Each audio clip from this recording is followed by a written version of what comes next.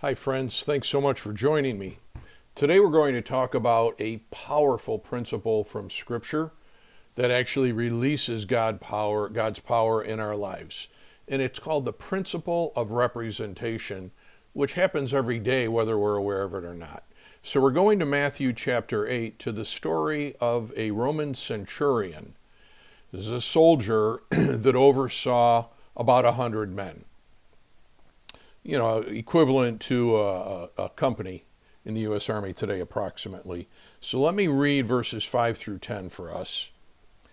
When Jesus entered Capernaum, a centurion came forward to him, appealing to him, saying, "Lord, my servant is lying paralyzed at home, suffering terribly."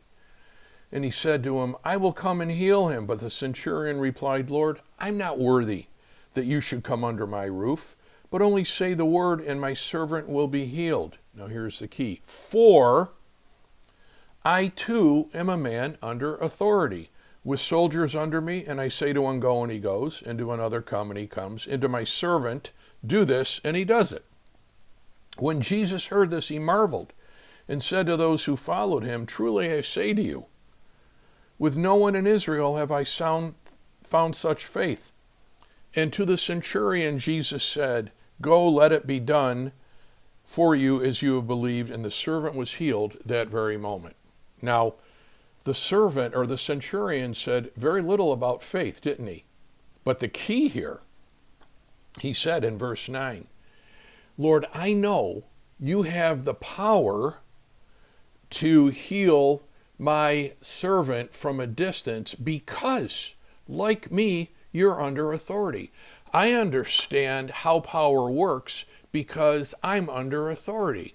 I am under Caesar, right? Actually, he's under the tribune who is over him, who is under the general, who is under Caesar. So I represent the authority and power of Caesar. Therefore, I tell my soldiers what to do, I tell my servants what to do, and they do it. My word carries power. How about that? Therefore, you don't need to come, because the key was, I too am a man under authority. What is he saying about Jesus? I know you're under your Father's authority. If you remember in the Gospels, what Jesus would say is, I don't do anything unless I hear the Father speak to me and do what the Father does. Why? He's representing the Father, not him. When the rich ruler came to him and said, "Good master," he said, "Why are you calling me good? Only my Father is good." You got it? Okay, so the centurion had the simple understanding you cannot separate power from authority. If I am under proper delegated authority, I'm empowered. I am authorized to use that power for the glory of God in spiritual terms. It's the same on the job. I can live for myself, work for myself, represent myself, and I'm going to end up complaining because the job doesn't go my way unless I realize, wait a minute, I'm under that boss. Key here, folks, it doesn't mean that boss is always a nice guy. You think every Roman tribune, you think every Roman general were just nice, merciful people? No, many of them were ruthless, right? And yet the centurion had a perspective. I honor the crest of Rome, and I honor those that are my bosses because they're my bosses, and God put them over me, so I want to be under them so I can exercise real authorized power. You get that? Jesus, you're under your Father's authority, so your word carries the power. You don't need to come. Just say it, because you represent your Father. Okay, now I want to go to Luke chapter 7 because he also records this. Keep in mind, Matthew was a Jewish writer, and Luke is a Gentile, a Greek physician. So he's a man of detail. You're going to see a little difference in Luke's version of this story. Are you ready? Now a centurion had a servant who was sick, in verse 1, and at the point of death, who was highly valued by the leader. When the centurion heard about Jesus, he sent to Jesus elders of the Jews, asking the Lord to come and heal his servant. Wait a minute here. And when they came to Jesus, they pleaded with him earnestly, saying, Lord, this man is worthy to have you do this for him, for he loves our nation. He is the one who built our synagogue. And Jesus went with them. When he was not far from the house, the centurion sent friends. Wait a minute. Saying to him, Lord, don't trouble yourself, for I am not worthy that you come under my roof. Therefore, I do not presume even to come to you. But say the word and let my servant be healed, for I too am a man set under authority. With soldiers under me, I say to one, go, and he goes, to another, come, he comes, and to my servant, do this, and he does it. When Jesus heard these things, he marveled at him. Turning to the crowd that followed him, he said, I tell you, not even in Israel have I found such faith. Amazing. And when those who had been sent returned to the house, they found the servant well. Well, Matthew tells us the centurion went to Jesus. Luke tells us the centurion first sent friends, or elders, from the Jewish synagogue to represent him, and then he sent friends. So, is one of the gospel writers lying, or expanding on the truth, or reducing it? Think about that. If that is the case, then the Bible's not true, and we're all doomed. But that's not the case. Here's the issue. Matthew, as a Jew, wrote representatively. He understood the representation of the covenant. Luke was a scientist, a Greek given to detail. So he gave the details of the story so that the centurion first sent elders of the Jews, and when they spoke to Jesus, listen to this, here's the key, they spoke as if they were the centurion speaking to Jesus. That's why they were able to say to him, Lord, my servant is near death, please help. And then later on, the centurion sent friends, and they said, Lord, I am not worthy for you to come under my roof. And then he goes into his discourse of explanation, for I too am a man under authority. I get where your power comes from. Number one, it was as if the elders sent from the Jews were the centurion. It was as if the friends were the centurion speaking. So representatively, Matthew and Luke are telling the same story. It drives deeply, that nail into the tent peg, so to speak, the truth of representation. Those people that went to speak as if they were the centurion carried the weight of his will in their words because it was him speaking. Now can you see how important it is that I represent those that send me? It might be a boss, a parent, a spouse, a teacher, a coach, a pastor, my own children.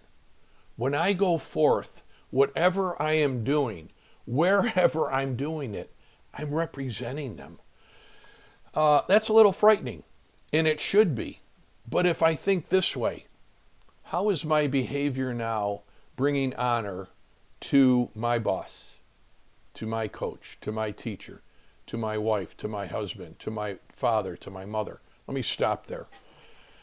You may have had a terrible upbringing. You may have no relationship with your parents. Let me adjust that then. How is my behavior, in my words, in my attitude, bringing honor to my family name?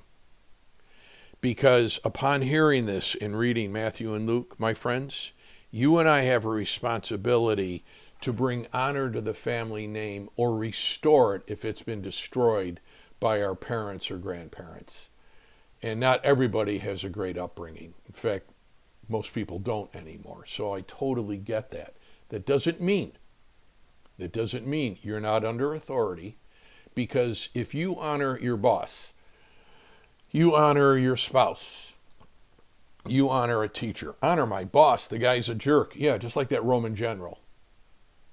But if you represent what your boss represents, which is that company trying to accomplish that insurance firm, that negotiating team, that realty company, that factory, that production company, that computer repair shop, that auto shop, on and on and on. It doesn't matter. If you represent them with honor and do the best you can to make, yes, even the jerks successful, you are bringing honor to your family name, and the blessing will be handed down to your children and your children's children's children. Because God says, those who honor father and mother, and representatively in the fifth commandment, that means all of those we're called to represent. Those who honor any authority, anyone we're called to represent, receive the blessing and promise of God. Paul says out of the 10 commandments, honoring father and mother is the only one that comes with a promise, and it says that the blessing of God will visit the generations to follow you.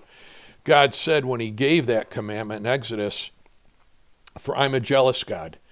I will visit the iniquities or the sins of the fathers down to the fourth generation. You ever notice how bad patterns in the father or mother, grandfather, mother are passed to the son or daughter, then passed to the son or daughter, but showing mercy and favor to those who love me.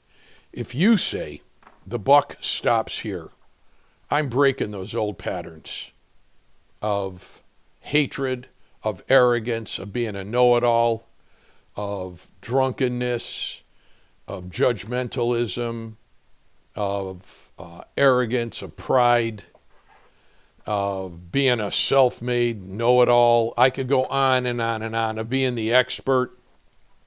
I know so many people, when I got out of high school, they went to work for Eastman Kodak Company in Rochester, New York.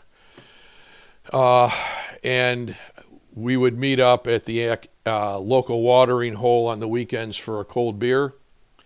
And I would hear some of these guys boasting. Now, Eastman Kodak was the most successful company in our whole county, and they were non-union. Why? They paid their employees so well. They gave them such incredible benefits. They didn't need to unionize to get what they wanted because they already had what they wanted. And yet these guys were such arrogant know-it-alls, probably because they were so insecure, so disconnected from the generations, not understanding, I'm getting this blessing, let me bless them in return, and then my children will be blessed. They would put their bosses down and their bosses' bosses, oh, those guys don't know anything. And the attitude was, thank God we're there, or that company would fold. No, the company's successful in spite of you. Because when I have that attitude that I'm God's gift to everything and everybody else is wrong, you know what the problem there is? I'm not a productive worker then. I don't give 100%. I might give 90. I'm not on the earth to give 90. Jesus gave it all. And he says, there is no love greater than this, that a man would lay his life down for another. I'm not asking you to lay your life down for your job, your friends, neighbors you don't like, but I'm asking you to represent Christ in your dealings with them. Because as you represent Christ, it's as if Jesus is doing that job. It's as if Jesus is speaking to the neighbor. It's as if Jesus is speaking to the relative that has so mistreated you, to the spouse that has so wronged you, to the person who has robbed you and ripped you off. Look, I've been in ministry 42 years. I've been betrayed more than my share of times. The question is, to my betrayers, do I represent Jesus to them or don't I? Because when I do, the blessing comes to my wife and my children. When I'm dealing with a tough situation and I have an attitude, if I think, am I bringing honor to my children the way I'm acting right now? It immediately wakes me up. Wait a minute, that's not how I should be acting. And it changes my heart. And as your heart changes, then your behavior changes. Does that make sense? Okay, this is the way God thinks. then you're authorized to do powerful things. You're more successful at work. You're more successful in your marriage. You're a better father, better mother, better son, better daughter, better friend, better neighbor, you name it. You name it. It all comes back to, what is my attitude? Do I remember who I'm representing?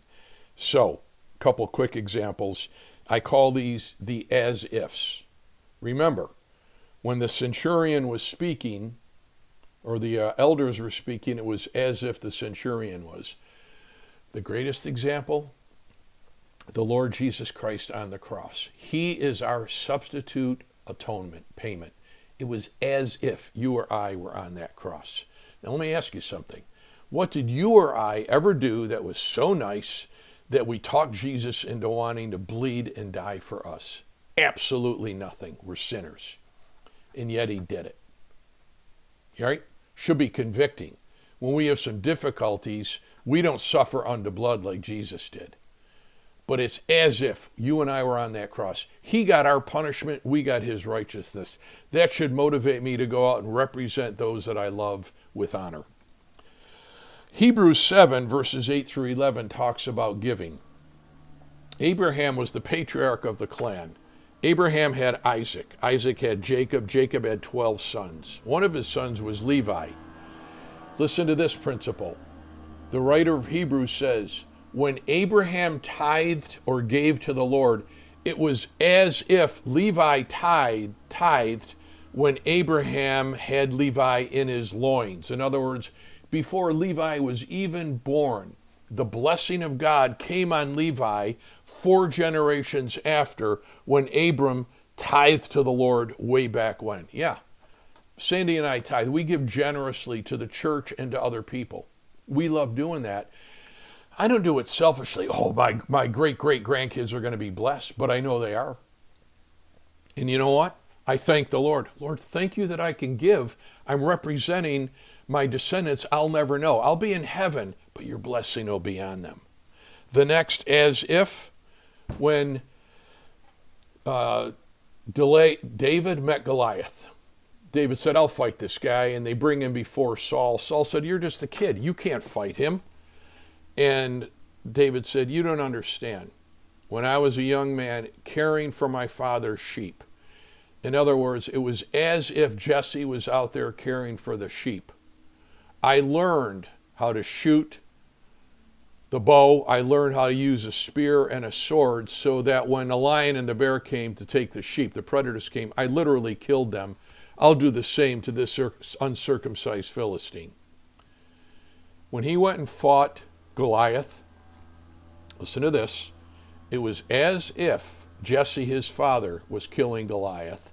And because David is our great ancestor, he is the great ancestor of Jesus, and Jesus represents us, it was as if you and I were killing Goliath. Yeah, you have enemies, obstacles in your life. You have the power of Christ in you to kill them, because it's as if you had that sling and killed the giant. It doesn't matter what giant you face. Your giant may be, as we end this, taking on the attitude, yes, Lord, I will treat my boss or people that have wronged me, a father, mother, relative, neighbor, who have so mistreated me. I will show them a level of kindness or respect, even though they don't deserve it, because I didn't deserve the respect Jesus gave me. And in so doing, I'm going to restore honor to the family name. So just close with a couple practicals. Look at the meaning of your name, your first name and your last name, your maiden name. Go back and study the meanings of them and think of how they link to the way you live life. If you can, check out your family tree. Not everybody in your family line was a loser. They're going to be people who did things, and you've inherited those strengths from them. Give thanks for that and start to emulate it and do it yourself. If the name has been tainted, restore honor by representing others with respect. And if you have a bad reputation with others, go and make it right with them, so you restore honor to your family name, to your parents and ancestors, your children and your descendants. and to the Lord Jesus Christ. Remember, you and I were on that cross. God bless you. I hope this helps you immensely. Thanks.